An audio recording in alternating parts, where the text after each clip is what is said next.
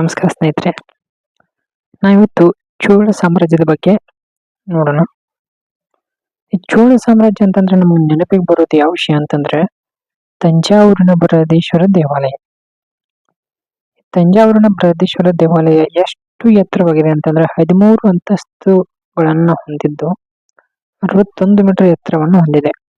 So 200 ಅಡಿ ಎತ್ತರವನ್ನು ಇದು ಹೊಂದಿರುವಂತದ್ದು. ಅದಕ್ಕೋಸ್ಕರ ಈ ದೇವಾಲಯವನ್ನ ವಿಶ್ವ ಪಾರಂಪರಿಕ ತಾಣವನ್ನಾಗಿ ಪಟ್ಟಿಗೆ ಸೇರಿಸಲಾಗಿದೆ.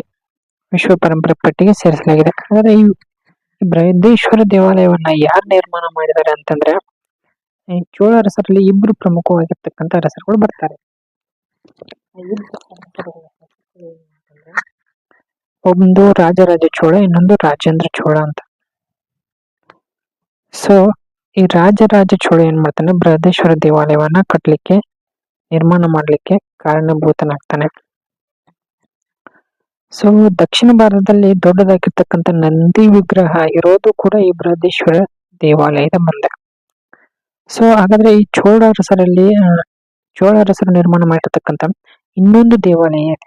ಅದು ಇರೋದು ಗಂಗೈಕೊಂಡ ಅನ್ನುವಂಥ ಪ್ರದೇಶದಲ್ಲಿ, ಚೋಳಪುರಂನಲ್ಲಿ.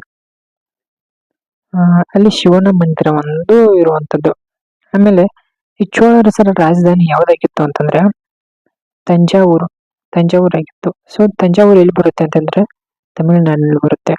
ಸೊ ಇಬ್ರು ಪ್ರಮುಖವಾಗಿರ್ತಕ್ಕಂಥ ರಾಜರುಗಳು ಬರ್ತಾರೆ, ರಾಜರಾಜ ಚೋಳ ಮತ್ತು ರಾಜೇಂದ್ರ ಚೋಳ ಅನ್ನುವಂಥವ್ರು.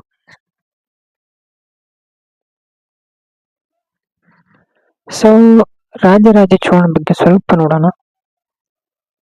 ತುಂಗಭದ್ರಾ ನದಿಯ ದಕ್ಷಿಣಕ್ಕಿರ್ತಕ್ಕಂಥ ಎಲ್ಲಾ ಪ್ರದೇಶ ಈತನ ಒಂದು ಆಡಳಿತಕ್ಕೆ ಒಳಪಡಿತ್ತು. ಆಮೇಲೆ ಅಷ್ಟೇ ಅಲ್ಲದೆ ಶ್ರೀಲಂಕಾ ಮತ್ತು ಮಾಲ್ಡೀವ್ ದ್ವೀಪಗಳು ಕೂಡ ಇವನ ಆಡಳಿತಕ್ಕೆ ಒಳಪಟ್ಟಿದ್ವು. ಭೂಸೇನೆ, ನೌಕಾದಳ ಕೂಡ ಈತ ಕಟ್ಟಿದ್ದ. ಅನಂತರದಲ್ಲಿ ಬೃಹದೇಶ್ವರ ದೇವಾಲಯ ಈತನ ಕೊಡುಗೆ. ಯಾರ ಕೊಡುಗೆ? ರಾಜರಾಜ ಚೋಳನ ಕಾಲದಲ್ಲಿ ಬೃಹದೇಶ್ವರ ದೇವಾಲಯ ನಿರ್ಮಾಣ ಆಗಿರುವಂತದ್ದು. ಇನ್ನು ನೆಕ್ಸ್ಟ್ ಇನ್ನೊಬ್ಬ ಅರಸ ರಾಜೇಂದ್ರ ಚೋಳನ ಬಗ್ಗೆ ನೋಡೋಣ. ಈತ ರಾಜರಾಜ ಚೋಳನ ಮಗ ರಾಜೇಂದ್ರ ಚೋಳ. ಉತ್ತರ ಭಾರತದ ಯಶಸ್ವಿಯಾಗಿ ದಂಡಯಾತ್ರೆಯನ್ನು ಮಾಡ್ತಾನೆ. ಸೊ ಅದಕ್ಕೋಸ್ಕರ ಈತನಿಗೆ ಗಂಗೈಕೊಂಡ ಅನ್ನುವಂತ ಬಿರುದು ಬರುತ್ತೆ. ಗಂಗೈಕೊಂಡ ಅನ್ನುವಂತ ಬಿರುದು ಇದ್ದ ರಾಜನ ಹೆಸರೇನು ಅಂತ ಕೇಳ್ತಾರೆ. ಆತನ ರಾಜನ ಹೆಸರು ರಾಜೇಂದ್ರ ಚೋಳ. ಆಮೇಲೆ ಇಲ್ಲಿ ಪ್ರಮುಖವಾಗಿರ್ತಕ್ಕಂಥ ಇನ್ನೊಂದು ಅಂಶವನ್ನು ನೀವು ಗಮನಿಸಬೇಕಾಗಿರ್ತಕ್ಕಂಥದ್ದು ಏನು ಅಂತಂದ್ರೆ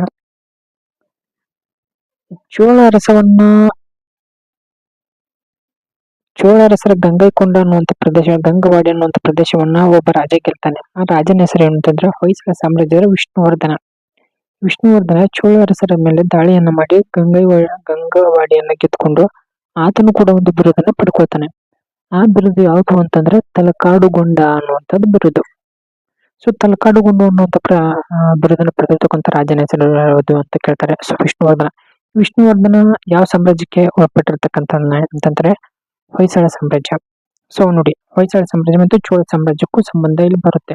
ಸೊ ಏನಾಗುತ್ತೆ ಅಂತಂದ್ರೆ ಹೊಯ್ಸಳ ಸಾಮ್ರಾಜ್ಯದಲ್ಲಿ ವಿಷ್ಣುವರ್ಧನ ಪ್ರಮುಖವಾಗಿರ್ತಕ್ಕಂಥ ಅರಸ. ಆತ ಏನ್ ಮಾಡ್ತಾನೆ, ಚೋಳ ಸಾಮ್ರಾಜ್ಯದ ಮೇಲೆ ದಾಳಿಯನ್ನ ಮಾಡಿಕೊಂಡು ಗಂಗವಾಡಿಯನ್ನ ಗೆದ್ಕೊಂಡಿರ್ತಾನೆ. ಸೊ ಅದನ್ನ ನೆನಪಿಸ್ಕೋಸ್ಕರ ಆತ ತಲಕಾಡುಗೊಂಡ ಅನ್ನುವಂಥ ಬಿರುದನ್ನ ಪಡ್ಕೊಂಡಿರ್ತಾನೆ. ಇಲ್ಲಿ ಗಂಗೈಕೊಂಡ ಅನ್ನುವಂಥ ಬಿರುದನ್ನ ಯಾರು ಪಡ್ಕೊಂಡಿರ್ತಾರೆ? ರಾಜೇಂದ್ರ ಚೋಳ.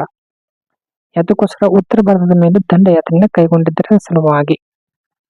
ಸೊ ನೆಕ್ಸ್ಟ್ ಒಂದು ನೋಡೋಣ, ಹೊಯ್ಸಳ ಸಾಮ್ರಾಜ್ಯದ ಬಗ್ಗೆ ಬಂದಾಗ ಅಲ್ಲಿ ನಾವು ಅದ್ರ ಬಗ್ಗೆ ಅಭ್ಯಾಸ ಮಾಡೋಣ. ನಾವು ಜಸ್ಟ್ ಫೋಕಸ್ ಆನ್ ಚೋಳ ಸಾಮ್ರಾಜ್ಯ. ಓಕೆ.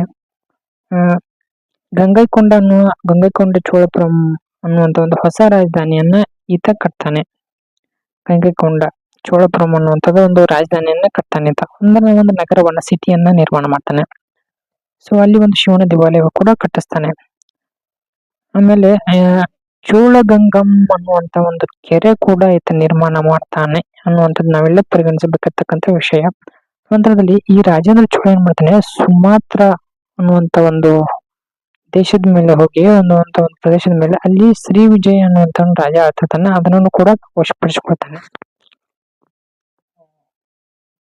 ಆ ರಾಜ್ಯವನ್ನು ಕೂಡ ತನ್ನ ವಶವನ್ನು ಮಾಡಿಕೊಳ್ತಾನೆ.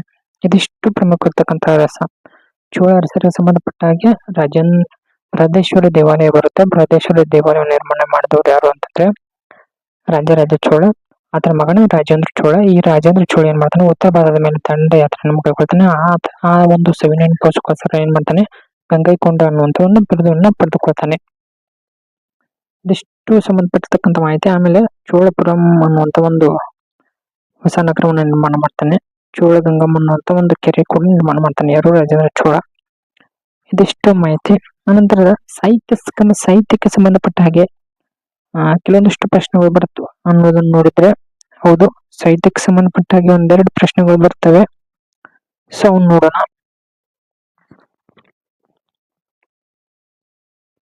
ಸ್ನೇಹಿತರೆ, ಚೋಳ ಸಾಮ್ರಾಜ್ಯದ ಸಾಹಿತ್ಯದ ಬಗ್ಗೆ ನೋಡೋದಾದ್ರೆ, ಇಲ್ಲಿ ತಮಿಳುನಾಡಿನಲ್ಲಿರ್ತಕ್ಕಂಥ ಚೋಳ ಸಾಮ್ರಾಜ್ಯ ಅಂತಂದ್ರೆ ಇಲ್ಲಿ ತಮಿಳು ಸಾಹಿತ್ಯನೇ ಇಲ್ಲಿ ರಚನೆ ಆಗಿರುವಂತದ್ದು. ಸೊ ಭಕ್ತಿ ಸಾಹಿತ್ಯ ಬರುತ್ತೆ, ಅದನ್ನ ನಾವು ಪೇರಿಯ ಪುರಾಣಂ ಅಂತ ಕರಿತೀವಿ. ಕಂಬನ್ ಅನ್ನುವಂತ ಕವಿ ಕಂಬರಾಮಾಯಣ ಅನ್ನುವಂತ ಒಂದು ಪುಸ್ತಕವನ್ನು ಬರೀತಾನೆ. ಆಮೇಲೆ ಈ ಚೋಳ